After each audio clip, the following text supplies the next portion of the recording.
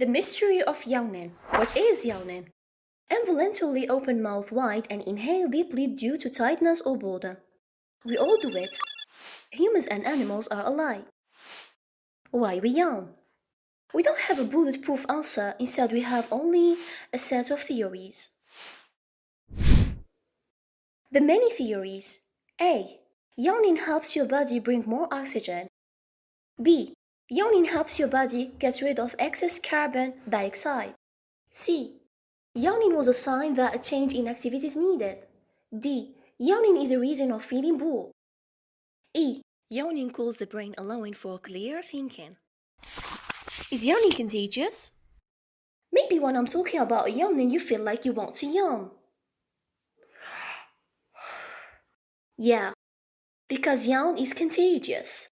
It may be related to a phenomenon called social mirroring. What happens when we yawn?